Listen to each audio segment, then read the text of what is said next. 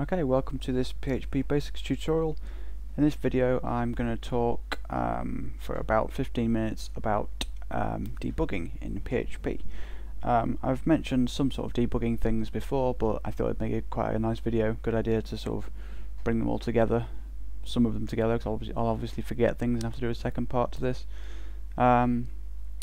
Basically this file I've got open that you can see at the moment is errors.php. I've also got open in my browser here. You see at the moment it just does absolutely nothing. I've also got PHPMyAdmin open because we're going to talk about some database things as well. So yeah, that's pretty much it. Let's get started. In PHP there are various levels of error. eNotice is sort of the least, eStrict I think is the least severe one. eStrict messages just sort of tell you best practice type things, like say if you call a function with the function as one of its parameters, like say if you did substring some string string length of that string minus 10.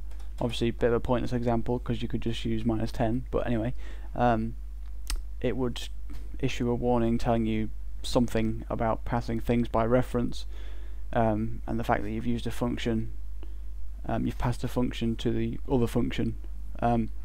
Generally they're kind of ignored because passing functions as arguments to other functions is fine. This is okay. So generally you have those hidden. You have to set a specific setting in php.ini to display those. They're not included in eAll. eNotice is the next one.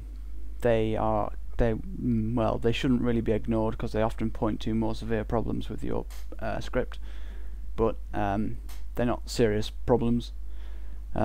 Usually they tell you things like a variable is undefined, or say if you just did, oops, need those.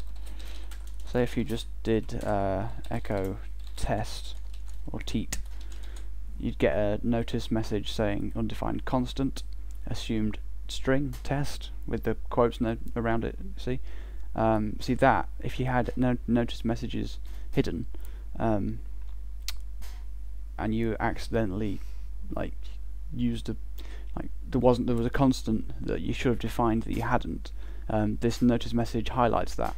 So yeah, that's sort of a good point, a good reason why you should have them visible. They often sort of show up reasons why overall your program isn't working. Next one is eWarning, which are basically sort of more serious errors, but they're not fatal. I mean, the PHP can continue after, it can recover and continue the script.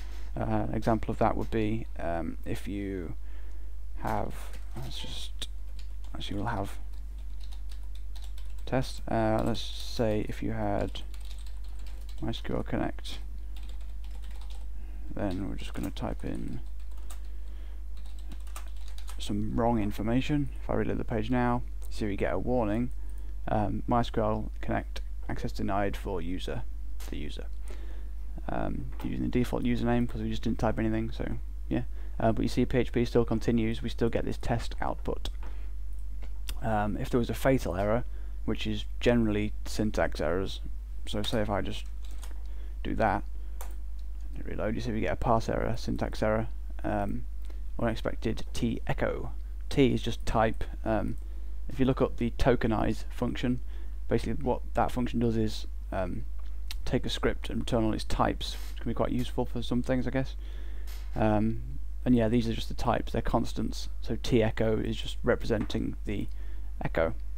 So say if I had a function here, like function test function test, like so, echo type echo test.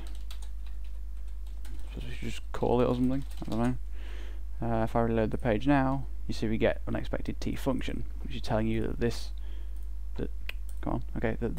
is unexpected. PHP was processing this line, got to the end of the line, carried on, was expecting to see something before this function keyword. I suppose I should, that brings me nicely on to the next thing I was going to say, which is that PHP is generally quite nice at telling you what you've done wrong. For example, in this example we have here, it tells you that it's got an unexpected t-echo on line 5. So if you go to line 5, you see this, not t-echo, t-function, sorry, t-echo was the previous one, t-function. Yeah, you see, so on line 5 we have this function keyword, which means usually that you've missed a semicolon off, which I did there deliberately, obviously, or you have mismatched brackets. Sometimes you can sort of mess up the logic, if you like. So say if you had a sort of unclosed if statement, yeah, okay, let's do it. Let's put that back. So say if you had if, well, that's true, and now if I run this code, you might see, yeah, this is probably quite a good thing to talk about now. This is the ending tag, pretty much. Unexpected $end is the end tag. I'm not sure why it doesn't just show that, but it's probably a very boring reason why. So basically what that means is PHP has processed this, and then it gets here, and then it does the rest of the code inside this block, and while it's looking for the ending tag, the closing curly bracket, it finds the end of the script. So that's why you get that error. Obviously it's a parse error, so you don't get any of the output. Yep, so that's pretty much that. If I were to just close that, oops, you see we get access denied again, back to the warning because we haven't set this up. Yeah, so yeah, syntax errors are generally quite easy to find and solve the problem for, because yeah, PHP tells you pretty much what's wrong. Some things that are a little bit less obvious but you just need to sort of be aware of are MySQL related things. Should delete all this code. Properly connect using our example user and example pass again, as always, except I will spell it right. I hope I've done it right. I'm just going to select the database DB from one of my previous videos, which was user system. Just check to make sure that's worked by reloading the page. So we get a blank page, means no errors, which is good. Oh, I should just say, obviously, well, okay, let's spell this wrong again. See, we get loads of errors here. 3 warnings. You can hide these.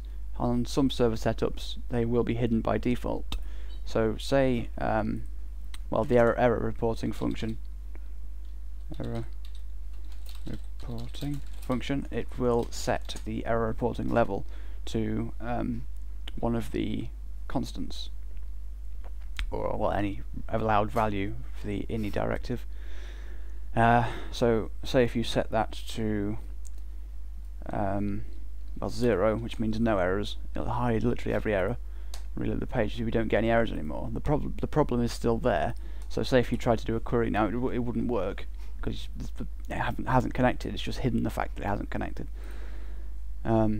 So say if you're not getting any errors and you think you should be, you can set this to E all, like so, and then if you reload the page, oops, you see we get the errors back. So there's just a little tip if you're not getting errors and you're just getting like a blank output or something. There is also the display errors directive. That's usually on, but you can set it using the ini set function. If E all doesn't show any errors still, you can try setting this to on. Display errors, no idea how you say that. Display errors.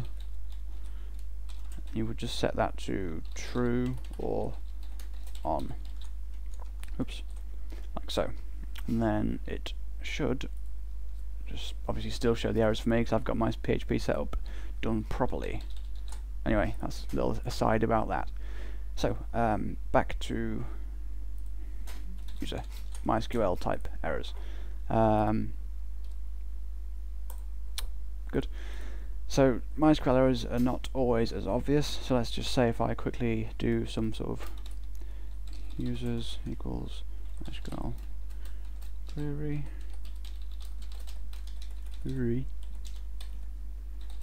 select user name from users row equals MySQL fetch a sock user. So say if I do this, you'd be expecting to see just an array containing one value, the username. If I just reload the page, you see we get MySQL fetch a sock expects parameter 1 to be resource boolean given. The reason we get this error is because this query is failing for some reason, and when the query that MySQL query executes fails, it causes the MySQL query function to return false. So what we're doing is setting this variable to false and then passing it onto this. So what we're effectively doing is that, oops, which obviously doesn't make any sense because this wants a query result, not a boolean value. So that's why you get that error. See, if I just reload the page, passing false directly, we get the same thing. So what we need to do is work out why the query is failing. I did this deliberately, obviously, just to point out.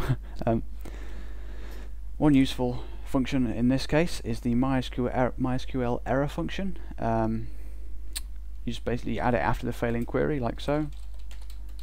MySQL error. I believe I've used it in a previous tutorial. I didn't deliberately do the problem. You see, now we have the extra output of unknown column username in field list. Now the select part of the query is the field list. It may also say in where clause, which is say if you had a where username equals. I'll demonstrate that in a moment. But anyway, if I just go to PHP my admin, you see that our field name is username with an underscore, not like I've typed it. So if I just add this in and hit reload on our page, like so, you see we get the data from the database, username, admin. That's just the first row, obviously. So say if, obviously, MySQL error has no output if there's no error, obviously. So you can, I guess, use that to check if the query has succeeded. You can also check the user variable against false. Yeah, I don't usually do that, to be honest, because you don't leave syntax errors in your code when you release the product, so there's no need to check for the query to fail. Unless you haven't connected, but then everything would fail. Anyway, so yeah, let's just quickly demonstrate another error that it might say, where user name equals admin. Oops, need to escape these because they are inside. Actually, I suppose I could mention that briefly as well. One PHP error that might not be particularly obvious is when you get unexpected string. The reason for this is that this string contains the same quotes that are sort of marking this string. So basically what PHP has done is recognized this as a string, it's got to a constant, which makes no sense, and it's told you that, well, it's basically told you that it's got here and thought, I was expecting something else. So it's told you that. So what you can do to prevent that is escape them. You see in my syntax highlighter they go kind of red and don't act as quotes anymore. So this will now work. Although, you see, like I said before, we'll get this unknown column username in where clause. Before it said field list, the where clause is anything following the where statement. So obviously that's the same problem. So you need to add the underscore and hit reload, and now we get the data back. The last thing I'm going to mention is syntax errors. Like say if you miss out a quote like that, the MySQL error function will tell you you have an error in your SQL syntax. Check the manual that corresponds to your MySQL server version for the right syntax to use near. Basically, you can ignore all this bit here and just take it to mean you have a syntax error. The most useful thing is that it tells you the sort of where the syntax error occurred, similar to how PHP does it, except a bit different. So basically, it's usually at the start of this string. See the bit in quotes. So if I go back here, this is the bit. I think it was this. Was it? No. But anyway, yeah, I missed a quote out, and I've got to stop because I've got to 15 minutes. But generally, that's how you debugging tips. So thanks for watching, and hopefully you found this useful.